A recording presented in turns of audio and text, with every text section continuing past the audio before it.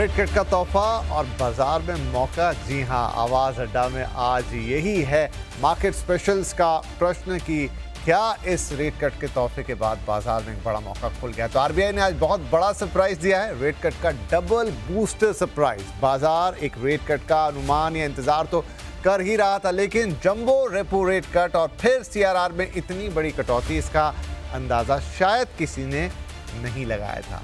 RBI governor ने अपना काम कर दिया है। लिक्विडिटी की फ्रंट लोडिंग से बाजार खुश हुआ है और बैंक निफ्टी समेत ओवरऑल बाजार में जबरदस्त तेजी भी देखने को मिल गई। एक बात जो अच्छी है वो ये कि महंगाई की भी टेंशन फिलहाल नहीं है, लेकिन इधर अमेरिका में सब कुछ ठीक नहीं दिख रहा है। मस्क और ट्रंप में तलवारें खिंच गई हैं, एक नया टेंशन शुरू हो गया है। तो इसका हमारे बाजारों पर क्या असर हो सकता है? इधर ग्रोथ रिकवरी में रेट कट कितना मददगार होगा, क्या अभी भी कोई रिस्क बाकी है? इन सब पर चर्चा करेंगे और ये सारी चर्चा करने के लिए हमारे साथ कुछ खास मेहमान मौजूद हैं और मेरे पैनल में हैं आज इंडस्ट्री एक्सपर्ट सुनील सुब्रमण्यम साहब, रोहा एसेट मैनेजर्स के equity head Daljit Singh Kohli ji, HDFC bank की सीनियर इकोनॉमिस्ट साक्षी गुप्ता, नाइट फ्रैंक इंडिया के सीनियर एग्जीक्यूटिव डायरेक्टर गुलाम जिया साहब और सीएनबीसी आवाज़ के मैनेजिंग एडिटर अनुज सिंघल। आप सभी का बहुत बहुत स्वागत है।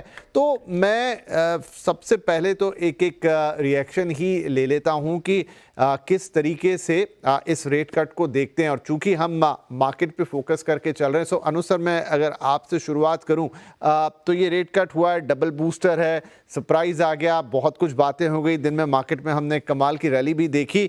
ओवरऑल इसका आगे चलते हुए मार्केट पे किस तरीके का इम्पैक्ट आएगा? देखिए विपिन जी, एक चीज़ समझ लीजिए कि बाज़ार एक ट्रिगर की वेट कर रहा था, एक मैक्रो ट्रिगर की। वो बाज़ार को आज मिल गया और गवर्नर साहब ने एक बहुत शानदार चीज़ की। गवर्नर साहब ने कहा कि अब अगर मेरे पास इतना ही स्कोप है तो मैं सीधा इसी बार में क्यों ना उसको करूं और सीधा इसका इम्पैक्ट देखूं, क्योंकि आप जैसे कहते हैं ना शॉक एंड ऑ, इस समय उन्होंने यूज़ किया शॉक एंड ऑ। और एक चीज़ मैं कहूँगा, ये पॉलिसी गिनी जाएगी जब इतिहास की कुछ पॉलिसीज़ आप याद करेंगे, उनमें से एक पॉलिसी ये भी गिनी जाएगी जिसमें एक साथ डबल बजूका फायर किया गया।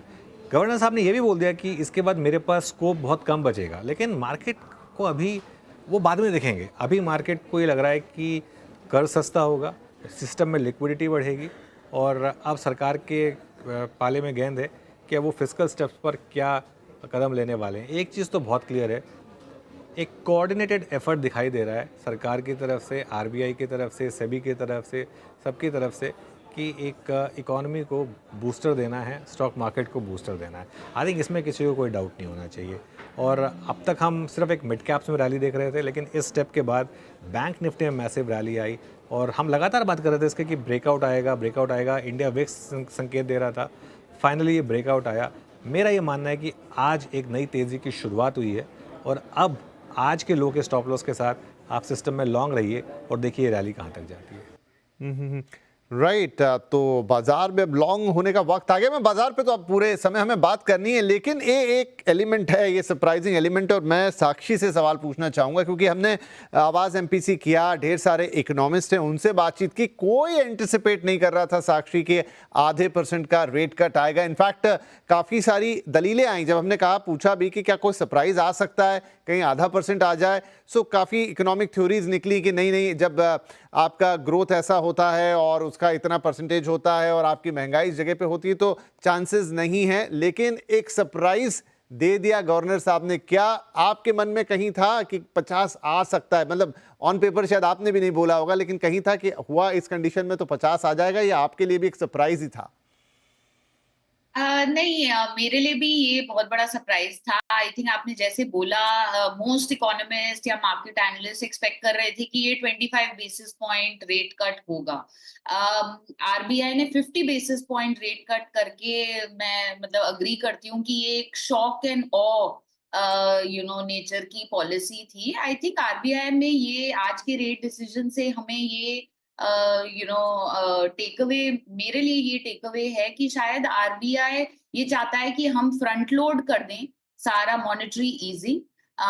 वो शायद अगस्त तक वेट नहीं करना चाहते थे कि इस बार 25 करें फिर अगस्त में 25 करें, तो उन्होंने एक साथ ही total 50 basis point rate cut कर दिया, क्योंकि हमें पता है कि मॉनेटरी पॉलिसी जो सिस्टम में है उसका इम्पैक्ट एक लैग के साथ आता है। तो आई थिंक वो चाहते हैं कि एनी ग्रोथ स्लो डाउन जो इंडिया में हो, बिकॉज जो ग्लोबल इकोनॉमी में हो रहा है उसको वो फ्रंट रन कर दे, और पहले ही उस ग्रोथ स्लो डाउन को जितना अरेस्ट कर सकते हैं या कुशन कर सकते हैं वो कर सके। क्लियरली जो इन्फ्लेशन की ट्रेजेक्टरी हमें पिछले कुछ महीनों से दिखाई दे रही है और इन्फ्लेशन कंटिन्यूअसली नीचे आता चला जा रहा है, वो भी बहुत ही फेवरेबल था आरबीआई के इस डिसीजन के लिए, क्योंकि क्लियरली इन्फ्लेशन साइड से उनके पास काफी ज्यादा मॉनेटरी स्कोप है कि वो मॉनेटरी इस टाइप की मॉनेटरी ईजिंग करते। So clearly bottom line is कि ये सरप्राइज था। आई थिंक आरबीआई का अब इंटेंशन है कि ये ट्रांसमिशन जो है इन पॉलिसी रेट कट्स का 100 बेसिस पॉइंट्स टोटल फरवरी से जो आरबीआई ने डिलीवर किया है वो जल्द से जल्द सिस्टम के अंदर ट्रांसमिट हो। ये इम्पोर्टेंट होगा फैक्टर कि कितनी जल्दी उस सिस्टम में ट्रांसमिट होता हुआ दिखाई देगा। एक चीज़ जो सुनील जी मैं आपसे पूछना चाहूँगा, जब ये पूरी एमपीसी चली होगी, देखिए ये डिसीजन ऐसा नहीं हुआ होगा कि बस ऑन द टेबल आया और सबने कहा। आई थिंक बहुत सारा वाद विवाद हुआ होगा, बहुत सारी खींचतान हुई होगी, क्योंकि इतना सब कुछ कि आप 50 बेसिस पॉइंट का रेपो रेट कट कर दें, 1% का सीआरआर कट कर दें और साथ में स्टांस को भी चेंज करते हुए नजर आए, तो ये सारा आई थिंक बहुत ज़्यादा या तो कहीं पिछली पॉलिसी से अभी तक जहन में चल रहा था, किस तरीके से हुआ होगा। मैं थोड़ा समझना चाह रहा हूं कि वो 3 दिन में बातें क्या हुई होंगी और फिर कैसे इस नतीजे पर पहुंचे होंगे। देखिए, बात ऐसी हुई होगी कि देखिए जरूर इंटरनेशनल अनसर्टेनिटी है हम्म, और डोमेस्टिकली चीज ऐसी है कि फिजिकल तौर पे गवर्नमेंट में बजट में ही 1 लाख करोड़ का अर्बन मिडिल क्लास को पैसा हाथ में दे दिया, राइट। वो एक बात तय हो गया था। इंटरनेशनल अनसर्टेनिटी है तो क्या असर इंडिया के एक्सपोर्ट्स के ऊपर होगा, बीटीए की कैसी होगी, एक अनसर्टेनिटी का माहौल। दूसरी चीज, तीसरी बात यह है कि अब तक उन्होंने 50 बेसिस पॉइंट का रेट कट किया था, बट उनके मन में था कि साल में 100 बेसिस पॉइंट्स का रेट कट करना है। तो 3 दिन में चर्चा ये होगी क्या हम अभी 25 और बाद में 25 करें, या अब ये एक शॉक एंड ऑल जिसे बताया गया कि अभी हम फ्रंट लोड कर दें। और इसका कारण ये था क्योंकि अनिश्चितता, अगर आप आरबीआई के गवर्नर की स्पीच और प्रेस कॉन्फ्रेंस सुने, इतनी अनिश्चितता है ओवरऑल माहौल में, तो आरबीआई की तरफ से एक निश्चिंतता प्रोवाइड करना, तो वो एक बात थी। वन सेकंड है कि हर बार सोच होती है कि ट्रांसमिशन ट्रांसमिशन ट्रांसमिशन, और आरबीआई गवर्नर ने साफ कह दिया कि अभी तक जो 50 बेसिस पॉइंट हुआ उसका 27 बेसिस पॉइंट डिपॉजिट में ट्रांसमिट हुआ है, मगर एग्जिस्टिंग लोन पे 17 और नए लोन पे खाली 6 बेसिस पॉइंट का ट्रांसमिशन। पर वो भी मान रहे थे कि वो जल्द हुआ है, कि नॉर्मली 6 to 9 मंथ्स लगता है। तो उनकी सोच ये थी कि अब रेट कट तो करना है, ट्रांसमिशन को सपोर्ट करना है, तो क्या करना है, फर्स्ट फ्रंट लोड करो, सेकंड बैंक को कोई एक्सक्यूज ना दे कि वो ट्रांसमिट ना करे। अभी उन्होंने जो 2.5 लाख करोड़ का सीआरआर कट से लिक्विडिटी प्रोवाइड किया है बैंक्स को, उससे उनकी कॉस्ट ऑफ फंड्स में 6 basis points on an average savings मिल रही है। तो नेचुरली अब किसी भी बैंक के पास कोई एक्सक्यूज नहीं रहा। तो इसलिए उन्होंने कहा कि अब जिम्मेदारी हमारी तरफ से सिस्टम को सौंपते। सिस्टम माने कौन, एक होता है बैंक और एनबीएफसी लेंडिंग, और दूसरा होता है कंज्यूमर। देखिए, कंज्यूमर को अब इस महीने से उनको उम्मीद महसूस होगी कि मेरी टैक्स में बचत हुई है, मगर खर्चा करने की मन लगनी चाहिए ना। तो अब ये रेट कट भी अगर ईएमआई की ड्रॉप में से आएगा तो फिर कंज्यूमर के हाथ में है कि वो पैसे का क्या करे। तो अल्टीमेटली अब रिस्पॉन्सिबिलिटी है एक तरफ बैंक, एनबीएफसी और इंडियन रिटेल मिडिल क्लास की जाके खर्चा करने की। तो उन्होंने कहा कि एटलीस्ट हमारी तरफ से ये निश्चिंतता को हटा दें, तो अब इकोनॉमी और मार्केट के फोर्सेस पॉइंट फिंगर्स हमसे नहीं करें हैं और अपनी आप मेहनत करने की कोशिश करें। तो इसलिए ये क्लैरिटी बहुत अच्छी थी, और इसमें सबसे महत्वपूर्ण बात थी चेंज इन स्टांस। क्यों मैं कह रहा हूं कि अगर ये 50 बेसिस पॉइंट्स अनाउंस होता और अकोमोडेटिव स्टांस कंटिन्यू होता तो मार्केट इसको अच्छी नहीं लेती। मैं क्यों बता रहा हूं, क्योंकि सब लोग फिर डाउट करने लगेंगे कि क्या दाल में कुछ काला है, इकोनॉमी में कुछ स्लो डाउन आरबीआई को दिख रही है जो हमें पता है। इसलिए उन्होंने स्टांस चेंज जो किया उससे साफ क्लैरिटी दिलवा दिया मार्केट को कि ऐसी कोई निश्चितता हमारे मन में नहीं है कि कोई ग्रोथ में कमी, मगर हम कह रहे हैं कि इसके बाद हमारे पास कोई तोप नहीं है। हमारी application हमने सब खर्चा कर दिया। अब आपके हाथ में है। तो ये क्लैरिटी ऑफ थॉट ही सबसे इंपॉर्टेंट है, और मैं इसको 10 दे दूंगा। और अनुज जी की बात से कहूंगा कि ये हिस्टोरिक पॉलिसी है। किसी आरबीआई गवर्नर ने ऐसा बोल्ड एक स्टेप, यानी समझिए कि एमएस धोनी को पावर प्ले में उतार दिया। नहीं नहीं, बिल्कुल है तो सही। और अनुज जी भी जो कह रहे थे मार्केट पे बड़े इम्पैक्ट्स, तो वो तो अभी हम बात करने जा रहे हैं। मैं कोहली साहब के पास जाऊं उससे पहले गुलाम साहब, एक क्योंकि बहुत बड़ा इम्पैक्ट इसका रियल स्टेट पे भी, जैसे अभी सर भी कह रहे थे कि ईएमआईज़ तुरंत यहाँ पर अब कम होती हुई नजर आएंगी। ये मेरे लिए भी सरप्राइजिंग था। आज की पॉलिसी का अनाउंसमेंट था, उस समय स्टूडियोज में था, और जब मैंने जाकर अपने डेस्कटॉप पे मेल्स देखे, आते हैं पॉलिसी के बाद धीरे धीरे रिएक्शन आने शुरू होते हैं, लेकिन आज टू माय सरप्राइज कम से कम 50 से 60 मेल उस समय तक पहुंचे हुए थे। मेजॉरिटी ऑफ रिएक्शन जो थे वो रियल एस्टेट सेक्टर से थे, एनबीएफसी से थे, आपके यहाँ का इनफैक्ट नाइट फ्रैंक इंडिया का भी मेल था, और तमाम जगह से। तो एक सरप्राइज सबको लगा, उतना ही तेज रिएक्शन आया। क्या ये रियल एस्टेट सेक्टर के लिए भी एक सुखद सरप्राइज है? बिल्कुल सही कहा विपिन जी। रियल एस्टेट सेक्टर के लिए ये एक वेरी अनएक्सपेक्टेड गिफ्ट रहा है। मैं यूं कहना चाहूंगा कि एक तोहफा है। मुझसे पहले लोगों ने सब ये बहुत साफ तौर पे स्पष्ट कर दिया है कि ये इनकलाबी, तारीखी और बहुत सारे इस तरह के जो नाउन्स यूज किए गए हैं, मैं और उसमें ऐड नहीं करना चाहता। बस ये कहूंगा कि रियल एस्टेट सेक्टर को इसकी ऐसी तवक्को भी नहीं थी, उम्मीद भी नहीं थी जो उन्हें मिला है। और खास तौर से इस कारण कि जो रियल एस्टेट सेक्टर का पिछले कुछ चंद एक साल से दो या तीन साल से जो एक रुख बदला था, जो लग्जरी सेगमेंट की ओर बढ़ा था, क्योंकि वहां पर लग्जरी सेगमेंट में होम लोन की डिपेंडेंसी बहुत कम है, और वहां पर जो तेजी देखने में आई थी, रियल एस्टेट को पिछले 2 साल से ड्राइव कर रही थी। लेकिन हिस्टोरिकली ये देखा गया है कि affordable housing, mid to affordable housing हमेशा रियल एस्टेट सेक्टर के लिए बहुत आवश्यक है, उसकी तरक्की और ग्रोथ के लिए बहुत जरूरी है। और वो चीज पीछे छूट गई थी, क्योंकि तकरीबन हर डेवलपर अफोर्डेबल हाउसिंग का मैदान छोड़कर लग्जरी हाउसिंग की तरफ कूच कर गया था, क्योंकि वहां पर आपके लो राइजिंग फ्रूट जिसे हम कहते हैं, वहां पे प्रॉफिटेबिलिटी बेहतर थी, वहां पर रफ्तार ज्यादा थी, ग्रोथ वहां बहुत हुई है। लेकिन पिछले चंद महीनों में उस ग्रोथ में एक स्लो डाउन सा आता हुआ दिख रहा है, क्रैक्स अपीयर हो रहे हैं, एक फटीग सा आता हुआ दिख रहा है। और इस कारण अब आवश्यक हो चला था कि मार्केट को वाइडन करने, ब्रॉड बेस करने के लिए अफोर्डेबल और मिड एंड हाउसिंग को भी सामने लाया जाए। और वो चीज, इस जो स्टांस अभी लिया गया है, उससे ये बात तय हो गई है कि अब अफोर्डेबल हाउसिंग पर भी फोकस बनेगा। और ये नहीं भूलना चाहिए कि तकरीबन 6-8 महीने पहले 2024 की शायद अक्टूबर में प्रधानमंत्री आवास योजना 2.0 जो लॉन्च किया गया था, उसके लिए ये जो स्टांस लिया गया है बहुत ही बिल्कुल मेल खाता हुआ है। मैंने सुना इससे पहले शायद अनुज जी कह रहे थे कि अब इंडस्ट्री और गवर्नमेंट की तरफ गौर करना जरूरी है, लेकिन गवर्नमेंट ने रियल एस्टेट में अपना पेतरा पहले खेल दिया था। अपना जो उनकी तरफ से जो होना था वो पहले हो चुका था, उसके बाद ये आरबीआई की तरफ से ये स्टांस आया है। तो मेरे लिए ये बहुत सही वक्त है, और रियल एस्टेट डेवलपर्स के लिए ठीक है। वो लोग हैं जिनको अब सीखना जरूरी है, समझना जरूरी है कि अब फोकस अफोर्डेबल हाउसिंग की तरफ होना जरूरी है, क्योंकि आज से 3 साल पहले अफोर्डेबल और मिड एंड हाउसिंग तकरीबन मार्केट का 2/3 हिस्सा होता था, लेकिन पिछले 3 सालों में केवल 1/3 रह गया है। तो दोबारा आवश्यकता है इस बैलेंस को बनाने की, अफोर्डेबल हाउसिंग की तरफ गौर करने की, क्योंकि अब जो कुछ भी आरबीआई की तरफ से कदम उठाया गया है, ये क्लियर संकेत दे रहा है कि अब डेवलपर्स को ये सबक सीखना है और अफोर्डेबल हाउसिंग की तरफ दोबारा रुख करना है।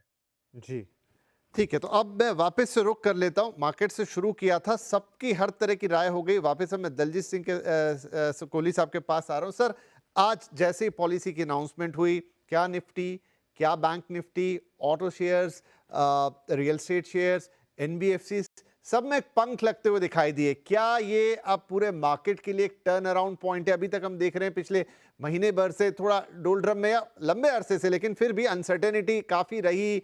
पाकिस्तान के साथ फेस ऑफ हो गया, इंटरनेशनल जियोपॉलिटिक्स अभी हम देख ही रहे हैं वहाँ क्या चल रहा है, लेकिन क्या इस इंटरनल बूस्ट से मार्केट को अब एक स्टेबिलिटी और एक डायरेक्शन मिलेगी? जी हाँ, बिल्कुल ऐसा लगता है हमें। हमारा मानना है कि ये बहुत बड़ा बोल्ड इनिशिएटिव जो आज दिया है, तो इससे ग्रोथ को, जो एक थोड़े दिन पहले तक ना कुछ ग्रोथ के ऊपर कंसर्न्स हो रहे थे मार्केट को।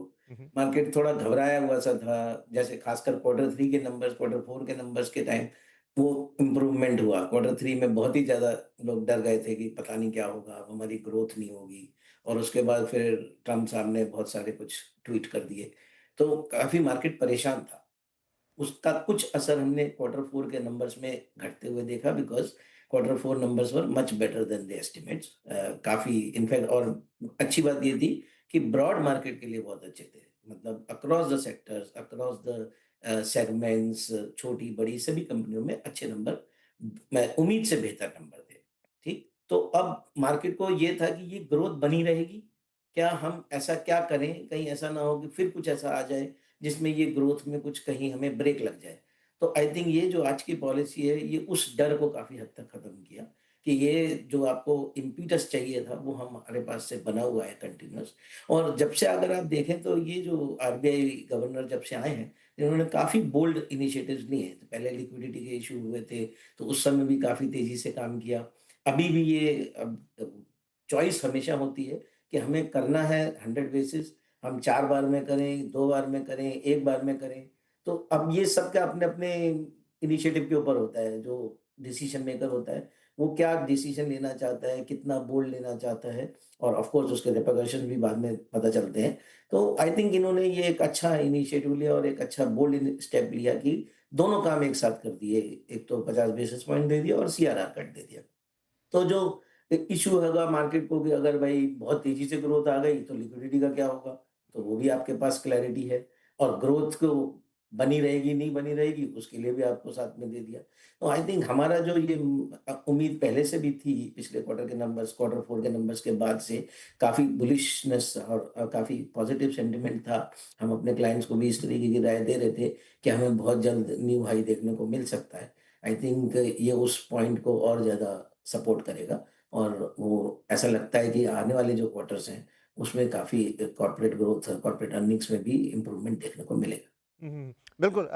अर्निंग्स की हम आगे चलते हुए ज़रूर बातचीत करेंगे, क्योंकि बाजार की नज़र में बहुत बड़ा फैक्टर होता है। और इनफैक्ट जो आप कह रहे हैं, तो आज गवर्नर साहब ने जब अपना भाषण शुरू किया, तो शुरुआत में उन्होंने बिल्कुल एकदम पूरा एक जियोपॉलिटिकल मैप खींचा, बड़े बड़े कंसर्न्स बताए। सबको थोड़ा लगा भी कि भाई ये क्या है, कुछ डरावनी बातें तो नहीं हो रही, लेकिन फिर धीरे धीरे सरप्राइज आ। और जब उन्होंने पॉलिसी कंक्लूड की, तो उन्होंने कहा कि ये साफ हो जाना चाहिए कि हमारा पूरा फोकस जो है वो ग्रोथ पर है।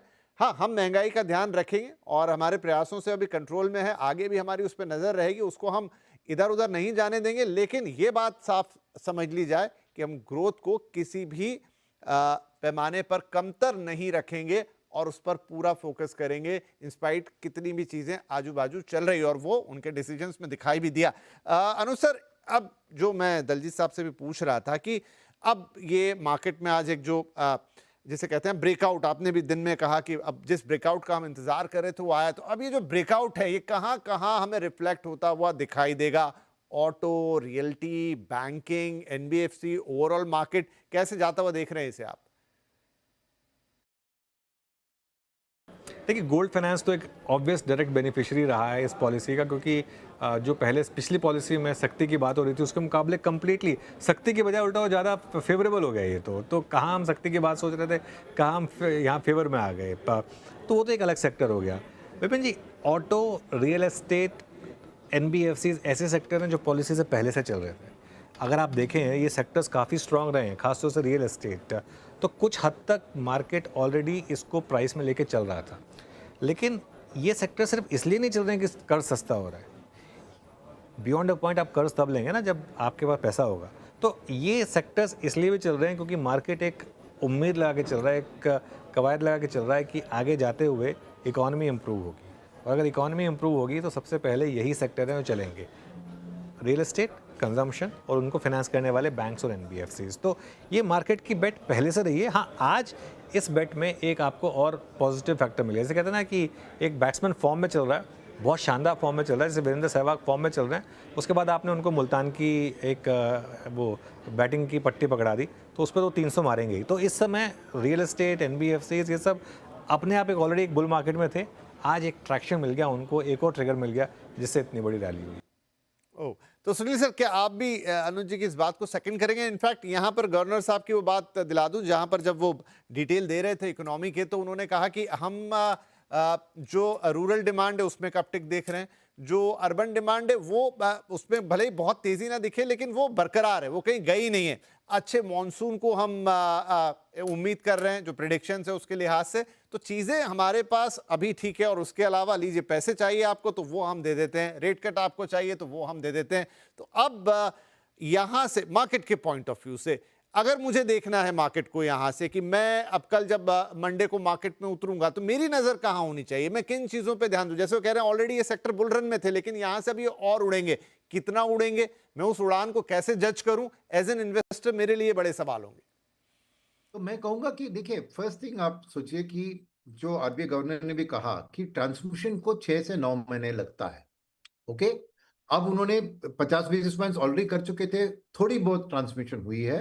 ये 50 को फ्रंट लोड करने से और सीआरआर कट को साथ देने से ये 6 से 9 महीने का शायद वो समझिए 4 से 6 महीने में हो जाए।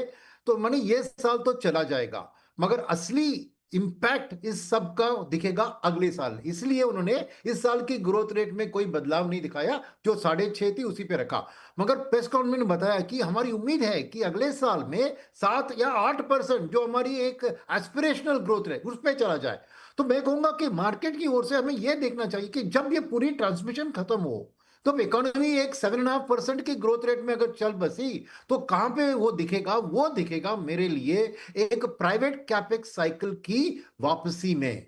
क्योंकि ये जो हम कह रहे हैं ना, ऑटो, रियल्टी, कंज्यूमर डिस्क्रिशनरी और अफोर्डेबल हाउसिंग, इससे आपको वॉल्यूम ग्रोथ जो मिलेगी उससे हमारी प्राइवेट सेक्टर की कैपेसिटी यूटिलाइजेशन जो 75-76 पे अटक गई है वो शायद 80, 82, 85 लेवल तक चली जाएगी। तो प्राइवेट कैपेक्स में जो तेजी पकड़ेगी ना, वो बात बैटिंग वाली बात है जो आज हम एक साल के बाद वाली ग्रोथ को डिस्काउंट करने लगे। और वहां पे मुझे सबसे बड़ी चीज होती है infra related segment, capital goods, EPC contractor, वो और पब्लिक सेक्टर बैंक। देखो, आज प्राइवेट सेक्टर बैंक ज्यादा चले, पब्लिक सेक्टर बैंक उतने नहीं चले, क्योंकि इनका इफेक्ट दिखता है जब मिड एंड स्मॉल कॉर्पोरेशंस अपना कैपिटल बुक्स, ऑर्डर बुक पढ़ते हैं, उसको फाइनेंस करते हैं। तो मेरे लिए अब से सोच मार्केट की थोड़ी लंबी दिशा में होगी और एक लॉन्गर टर्म बेट्स वाली बात, जैसे पब्लिक सेक्टर बैंक हो या इंफ्रा रिलेटेड पैक हो, उसमें मैं देखूंगा कि बाइंग अभी शुरू होगी, क्योंकि एक फ्यूचर के बारे में एक कॉन्फिडेंस आज आ गया है इसके कारण। तो शॉर्ट टर्म में ये सब चलेंगे, मगर मीडियम टर्म के लिए अब हमें चूज करना है जो सेक्टर थोड़ी लंबी दिशा से देखने की जरूरत, वो मुझे कल से दिख लेंगे। और सेकंड, और एक ट्रिगर की उम्मीद है मार्केट को, वो है बीटीए का साइनिंग, वो अभी है। तो जब वो बीटीए का साइनिंग होता है तो कौन सी सेक्टर उसमें पॉजिटिव निकलती है, उसमें भी रुझान एडिशनली आएगी। तो मैं कहूंगा कि उसी चीजों के पर अब ये तो हो गया मार्केट ना, buy on the rumour sell on the fact कहते हैं ना, अब ये फैक्ट हो गया। अभी आने वाले रूमर या एक्सपेक्टेशन जो है उसके ऊपर हमारी ध्यान होनी चाहिए, वहां पे ही आपको एक ग्रोथ की पोटेंशियल दिख सकती है। तो ठीक है, ये भी एक आपका नजरिया रह सकता है। एक चीज गुलाम साहब आपसे पूछना चाहूंगा, आपने कहा कि अब फोकस जो है शिफ्ट होता हुआ नजर आएगा अफोर्डेबल मिड सेगमेंट हाउसिंग पर।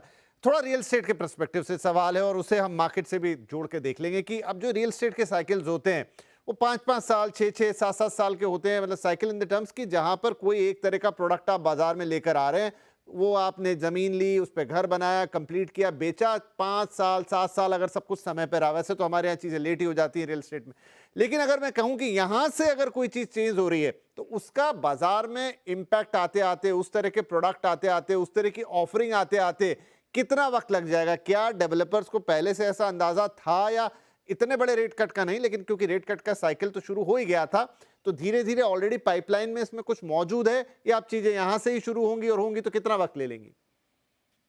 विपिन जी, आपने एक बहुत ही उम्दा सवाल सामने खड़ा किया है ऑडियंस के, और वो ये है साइकिल के बनिस्बत इस समय हम कहाँ हैं और आगे इससे क्या क्या उम्मीदें वाबस्ता की जा सकती हैं। तो पहले ये बताऊं कि साइकिल तकरीबन पिछले 3 से 4 वर्ष का है, जहां पर हमने इस चीज को, मार्केट को स्ट्रांग होता हुआ देखा है। शायद पिछले साल नहीं, उससे पहले सेंसेक्स, निफ्टी, सॉरी रियल्टी जो है वो तकरीबन 85% 90% चढ़ गया था। पिछला साल थोड़ा सा कम रहा, लेकिन ये अप साइकिल अभी चल ही रहा है। और उमूमन हिस्टोरिकली देखा गया है कि ये साइकिल तकरीबन 10 वर्ष का होता है और चौथे वर्ष से 5वें वर्ष के दरमियान ये पीक आउट करना शुरू करता है। और जहां से हम देख रहे हैं तकरीबन 3.5-4 साल के दौरानिए में पहुंच चुके हैं।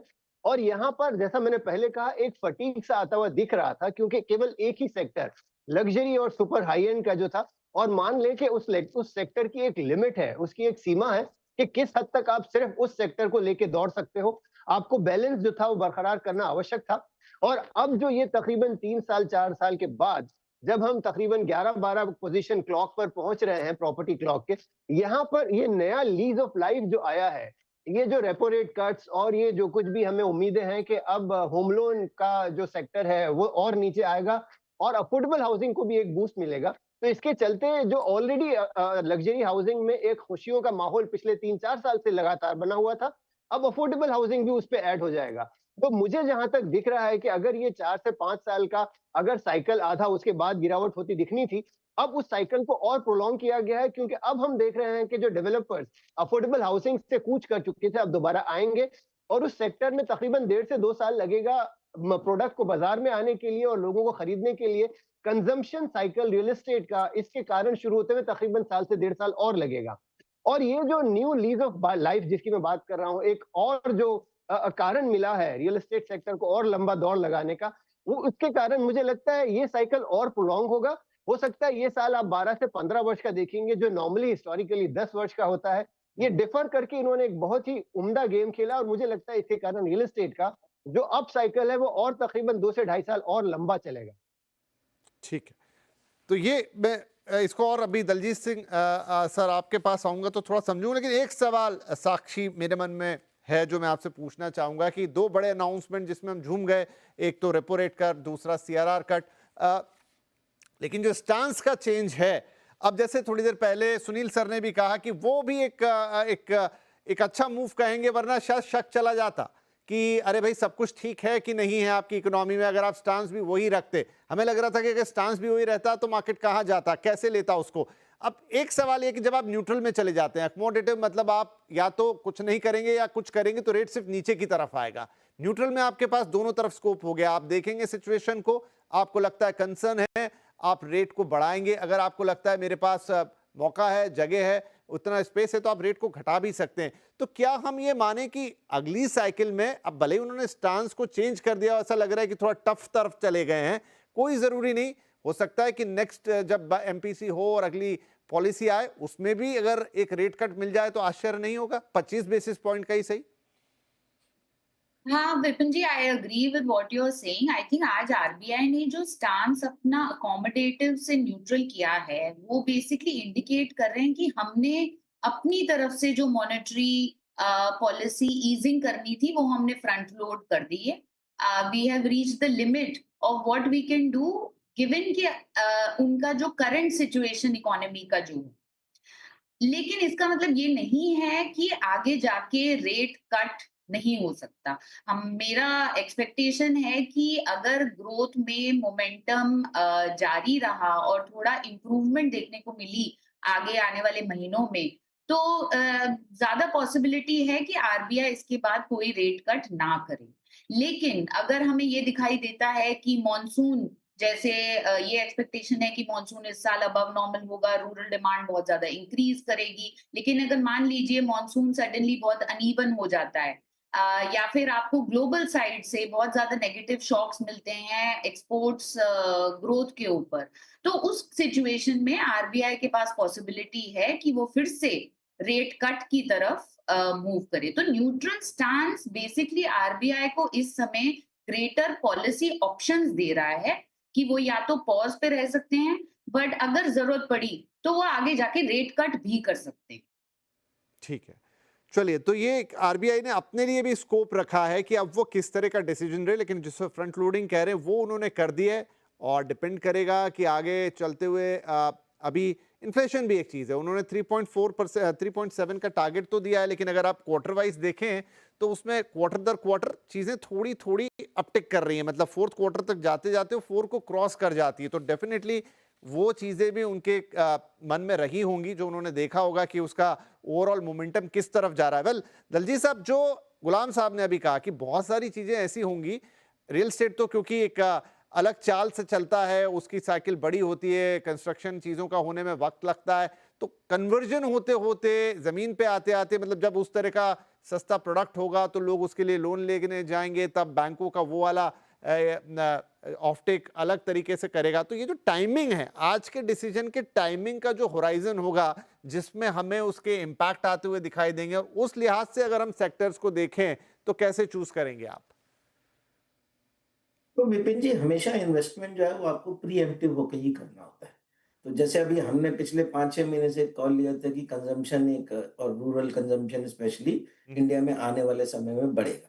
तो और उसके पीछे यही कारण थे कि हम रेट कट साइकिल में जाएँगे, हमारा ग्रोथ जो बेस इफेक्ट है उसका इम्पैक्ट होगा, वो सब हमें आगे जाके फेवरेबल हो जाएगा। तो उ ये प्रीएम्प्टिव आपको एक्शन लेना होता है जब आपको लॉन्ग टर्म इन्वेस्टमेंट करनी है। तो एग्ज़ैक्टली यही चीज़ आज आपको करनी है कि ये जो अगर इकोनॉमी मैक्रो इकोनॉमी ग्रोथ दिखेगी तो इसका असर कहाँ-कहाँ, किस-किस जगह पे आएगा।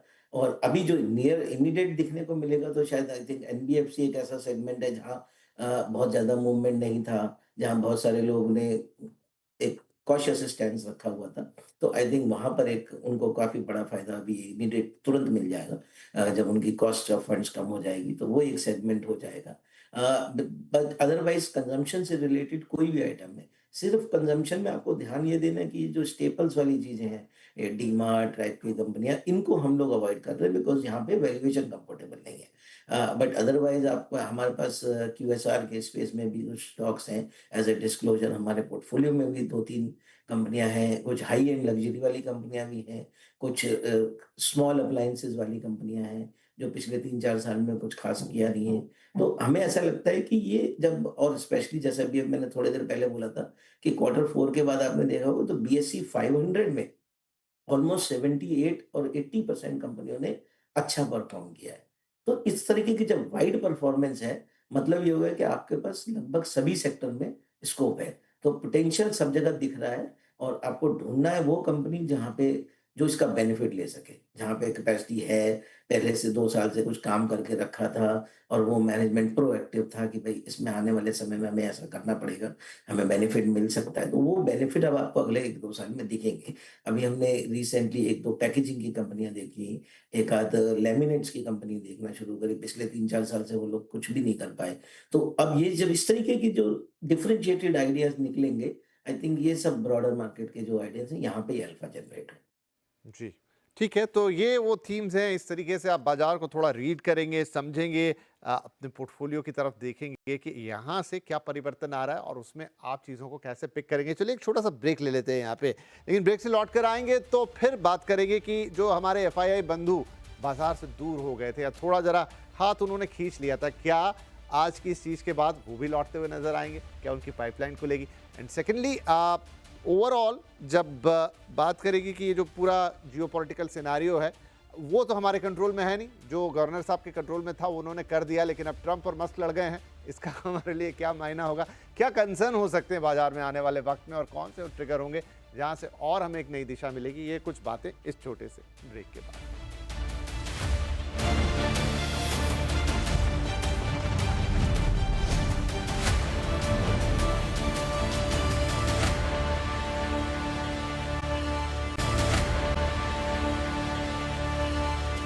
वेलकम बैक, आप देख रहे हैं आवाज अड्डा और आज पूरा का पूरा फोकस है आरबीआई की पॉलिसी पर, जहां बड़ा रेट कट आया है, डबल रेट कट आया, मतलब उम्मीद से डबल, बिग बोनांजा, आधे % का रेट कट और साथ में सीआरआर में पूरा 1% कम, जो कि बाजार को खुश कर गया। इनफैक्ट अब उसके बड़े और बेहतर इम्पैक्ट हमें आने वाले दिनों में ग्रोथ पर, इकोनॉमी पे, सब पे होते हुए दिखाई देंगे।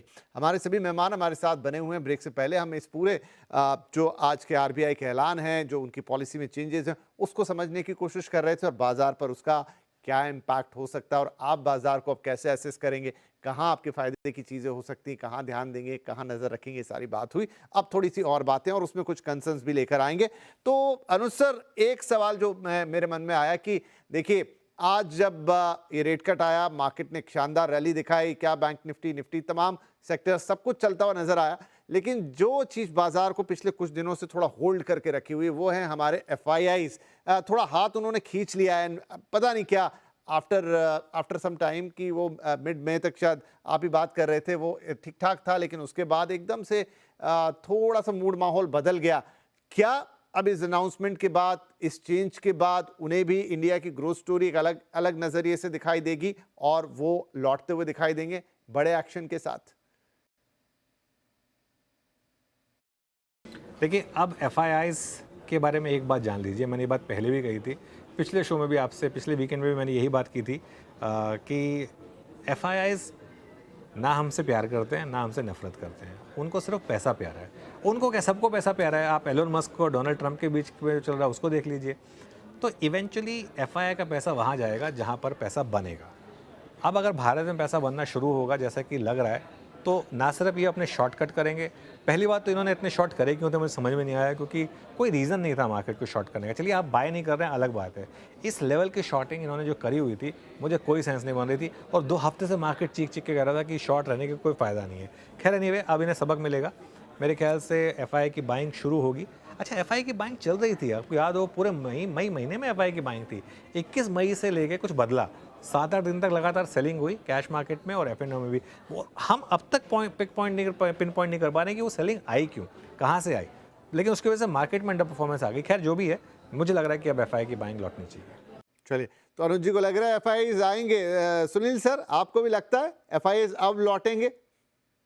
हाँ बिल्कुल, मैं एक बात मैं कहूँ कि एक्टिव एफआई मैनेजर जो होते हैं ना, उनकी बेंचमार्क होती है एमएससीआई इंडिया इंडेक्स, हम्म। जो एक लार्ज कैप ओरिएंटेड इंडेक्स है। और जैसे सबको पता है, लार्ज कैप इंडेक्स में 30 to 35% आपको बैंकिंग एंड फाइनेंशियल सर्विसेज का शेयर है। तो अगर उनकी बेंचमार्क में ये कंपनियां की नंबर्स, क्योंकि ये 2.5 लाख करोड़ का सीआरआर कट जो है ना, उसको सब लिक्विडिटी के तौर पर देख रहे हैं, मगर उसके अंदर कुछ छिपी हुई चीजें क्या है वो, अरे ये 2.5 लाख करोड़ बैंक्स आरबीआई को बिना कोई ब्याज के दे रही थी। तो वो उनके सीधे, अगर उन्होंने कुछ पास ऑन नहीं किया तो समझे कि होल बैंकिंग सिस्टम का प्रॉफिट 2.5 लाख करोड़ बढ़ जाएगा। वो जितना वो पास ऑन करते हैं, होपफुली लोन ग्रोथ से वो मेकअप करने की कोशिश करेंगे, वो बात ट्रांसमिशन वाली बात है। मगर ट्रांसमिट नहीं किया भी, 2.5 लाख करोड़ का प्रॉफिट उनको मिल रहा है, क्योंकि 0% रिटर्न से जो भी लेंड करने वाले हैं उसके रेट पर उनको मिल रहा है वो पैसा। तो मैं क्यों कह रहा हूं, तो अगर बैंकिंग सेक्टर की ओवरऑल प्रॉफिट ग्रोथ होने वाली है और वो बेंचमार्क में 30% चाह रहे हैं, तो डेफिनेटली एफआईएस को अभी बैंकिंग में ओवरवेट होना ही है, और उसके कारण वो अलोकेशन जरूर यहां हमको इंडिया में आना ही है। वो एक बात है। सेकंड बात ये कहूंगा मैं कि ये focus of the rate cut plus CRR cut क्या चीज के ऊपर है। आरबीआई गवर्नर ने 3D की बात करी, डिजिटलाइजेशन की बात की, फिर फाइनली डेमोग्राफी की बात की, फिर कहे कि डोमेस्टिक डिमांड।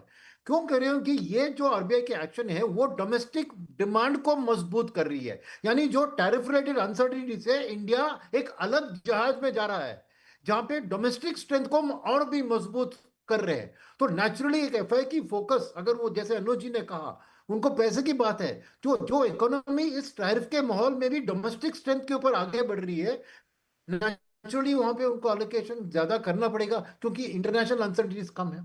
तो मेरा मानना है कि जरूर ये एक पॉजिटिव ट्रिगर होगा एफआईएस को इंडिया एलोकेशन इंक्रीज करने में। मगर ये बात पूरी नहीं है, क्योंकि उनकी भी आंखें बीटीए के ऊपर होगी, क्योंकि वो डिसाइड करेगी कि कौन सी एक्सपोर्ट ओरिएंटेड सेक्टर्स इंडिया में चल सकती है और कौन सी पीछे रह जाएगी। बिकॉज बीटीए कोई विन विन माने कंप्लीटली इंडिया का विन नहीं होगा, कुछ हमें अमेरिका को देना होगा, कुछ हमें मिलेगा, तो ये थोड़ी विन लूज की सिचुएशन होगी।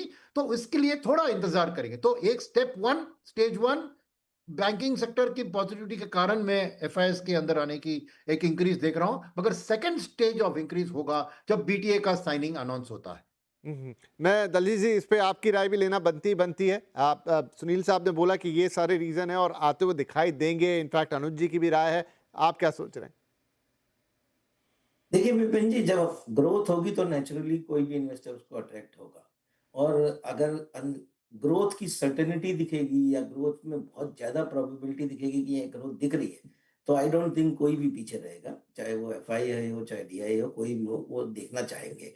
हम लोग बहुत ज्यादा क्योंकि हम लोग बॉटम्स अप पिकर्स हैं, तो हम लोग बहुत ज्यादा इस पे ज्यादा ध्यान नहीं देते कि उनके आने से क्या हो, क्योंकि बहुत सारी हमारी जो छोटी कंपनियां हैं, सी जो एफआई का असर है वो पहली 50-100 कंपनियों पे ही है।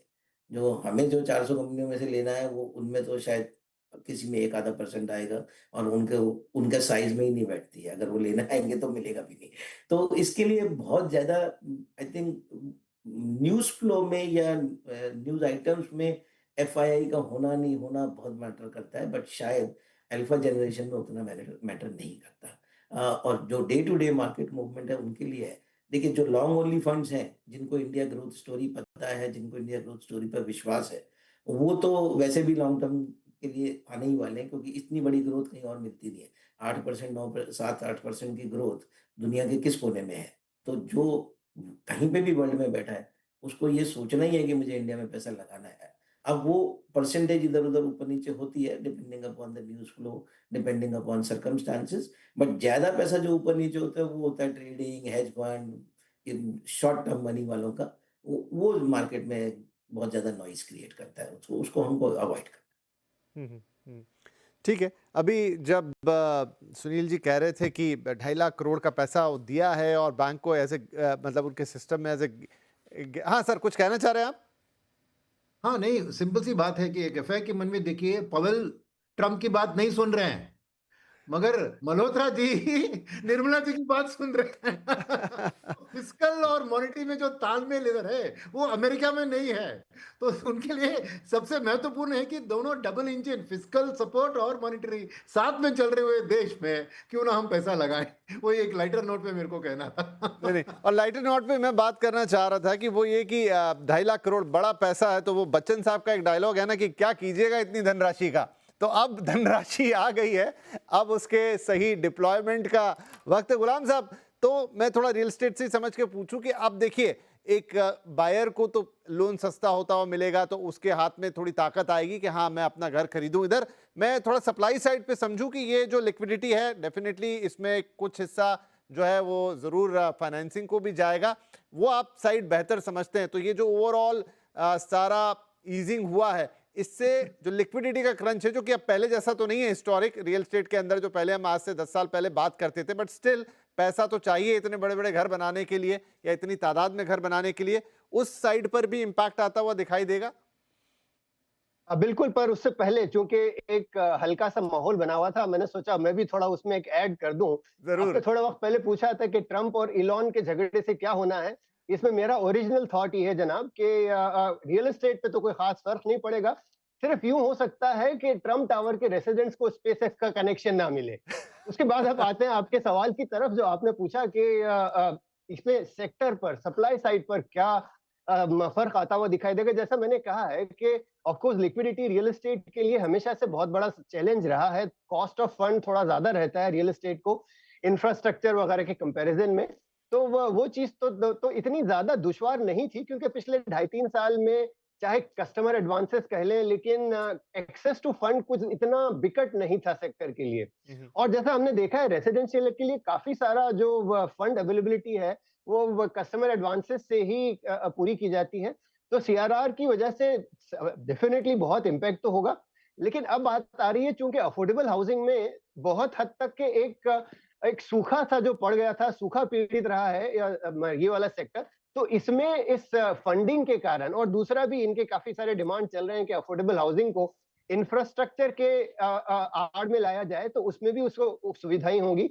ये सारी चीजें डिमांड के सामने रखते हुए सीआरआर के इस ईज की वजह से हमें तो पूरी उम्मीद है कि फंडिंग को एक्सेस और ज्यादा इंप्रूव होगा डेवलपर्स के लिए। और ये इसका एक परहैप्स एक नेगेटिव साइड में देख सकता हूं कि शायद दामों पर गिरावट नहीं आए, क्योंकि एक और चीज तो देखी जा रही है कि रियल एस्टेट के प्राइसेस पिछले साल 1.5 साल से लगातार बढ़ रहे हैं। हम्म। अगर एक्सेस टू कैपिटल और इम्प्रूव होता है तो शायद इतनी जल्दी दामों पर लगाम नहीं लगेगी या गिरते तो नहीं दिखाई देंगे। वो एक चीज मैं रजिस्टर करना चाहता हूँ। ओके, ठीक है, ये भी एक इम्पैक्ट होता है। ये बिल्कुल वही वाली बात है। अब क्या इतना पैसा सिस्टम में आएगा तो क्या महंगाई पर इसका इम्पैक्ट आएगा? गुलाम साहब ने कहा कि वहाँ जो दाम हम उम्मीद कर सकते हैं कि कम हो, अगर अगर इजी मनी आएगी तो फिर वो नहीं होगा। खैर वो एक अलग चीज़ है। साक्षी, मुझे बताइए कि अब आगे जाते हुए एक एक हाइपोथेटिकल सिचुएशन थोड़ी सी देख लेते हैं कि अगर कोई कंसर्न आरबीआई के लिए आगे बनता है, कुछ आसमानी सुल्तानी हो जाए, वो तो बहुत अलग बात है कि जो हमारे हाथ में नहीं है, लेकिन जैसे उनका इन्फ्लेशन पे अभी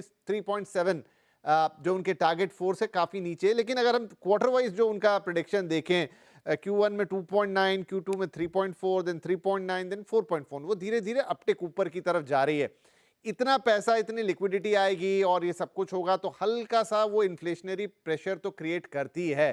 तो अगली बार जब ऐसा कोई मौका आएगा, जब उनको देखना होगा कि रेट का मैं क्या करूं, तो क्या ये इन्फ्लेशन वाली साइड कहीं से अपना मुंह उठा रही होगी, थोड़ा कंसर्न हो रही होगी, या इसके लिए अभी बहुत स्कोप है जिस लेवल पे वो ले आए हैं, 2-4 क्वार्टर शायद ये कहीं नहीं जाने वाली यहां से? हाँ, मतलब आप जो इन्फ्लेशनरी इम्पैक्ट की बात कर रहे हैं कि आरबीआई ने इतना सारा लिक्विडिटी सिस्टम में वो दे रहे हैं जिसकी वजह से एक इन्फ्लेशनरी इम्पैक्ट हम समझते हैं कि इकोनॉमी में आता है, पर आई थिंक हम अभी उस इन्फ्लेशनरी इम्पैक्ट से बहुत दूर हैं। तो जब तक आपकी कैपेसिटी यूटिलाइजेशन इकोनॉमी में अगर आप एवरेज देखें तो वो 75% के करीब है, और जब तक आप 80-85%, 90% पे नहीं पहुंचते हैं तब तक हम नहीं देखते हैं कि डिमांड साइड से ये सारी लिक्विडिटी जो है वो इन्फ्लेशनरी होगी। तो मेरा एक्सपेक्टेशन ये है कि बिकॉज ऑफ दिस लिक्विडिटी एक इन्फ्लेशनरी इम्पैक्ट आने में थोड़ा टाइम है।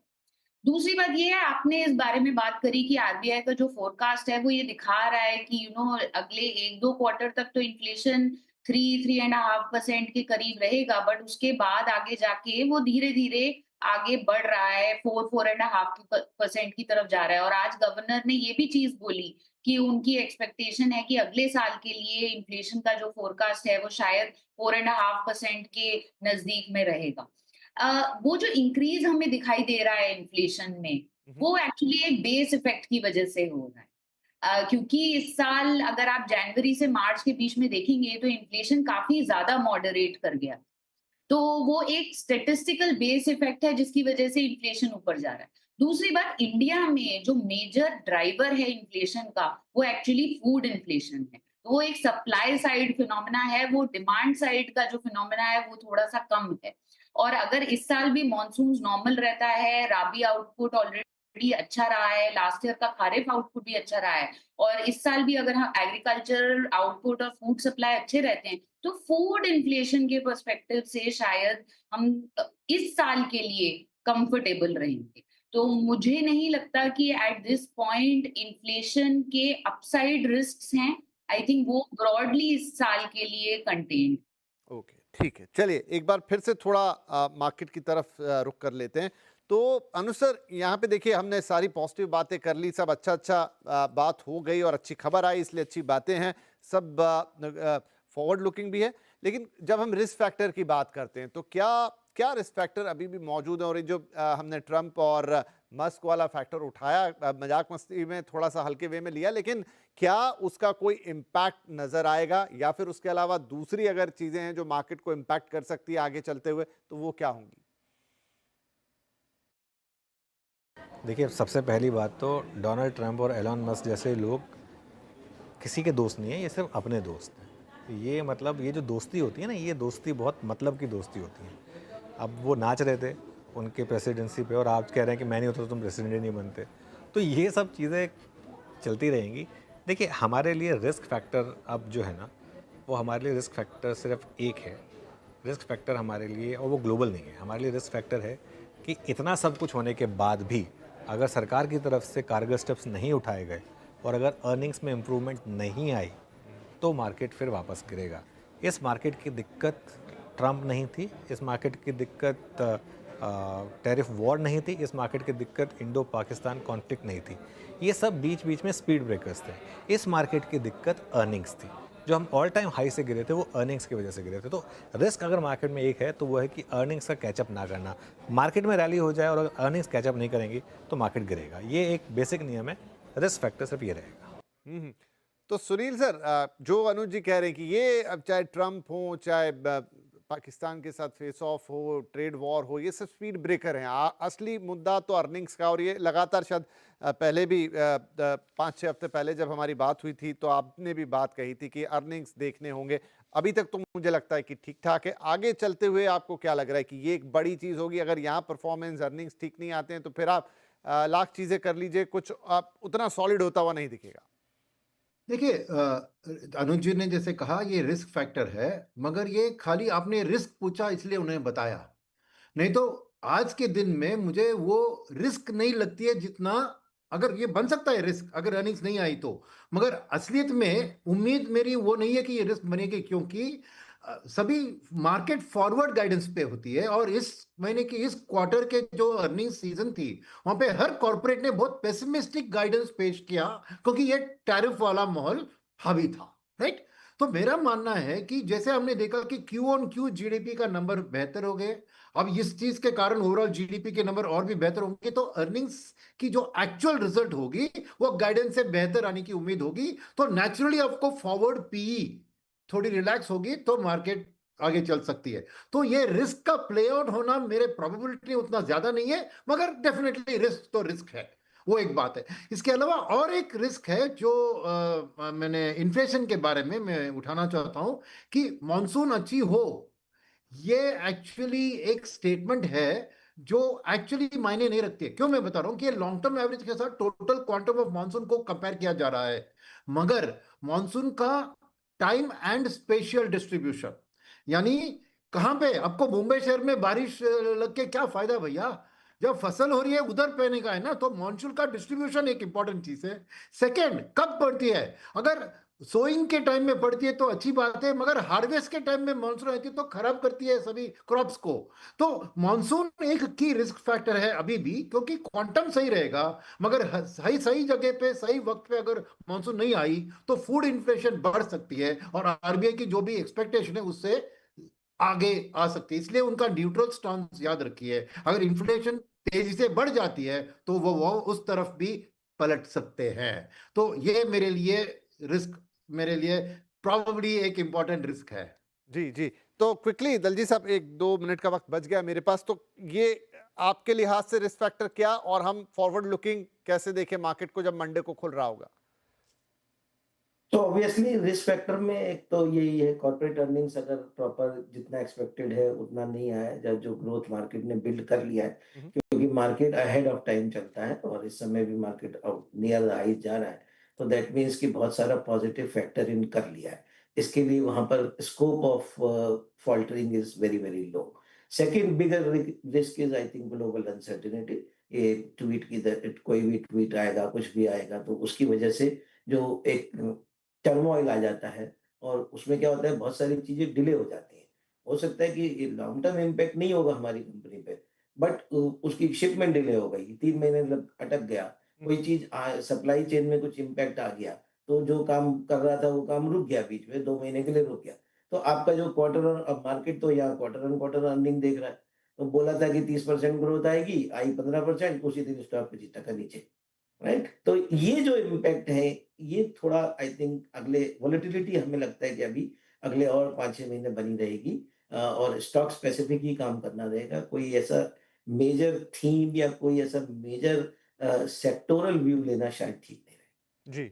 तो चलिए, खैर एनीवे, अभी जो पॉजिटिव है उसको पकड़ते हैं, जो आज बाजार ने पकड़ा और अपना एक एक्शन भी दिखाया। वहां पे इंडाइसेस ने बढ़िया प्रदर्शन किया और अच्छी छलांग लगाई। जो बहुत समय से रेजिस्टेंस थे सो कॉल्ड, वो टूटे, नए हाइस बने, और एक थीम भी मोटी मोटी दिखाई दी। वेल, मंडे को एक फिर नई कहानी होगी, उस दिन भी नजर आएगा कि बाजार में क्या करना है। लेकिन एक मोटी कहानी जरूर बताई कि पूरा फोकस जो है वो ग्रोथ पर है।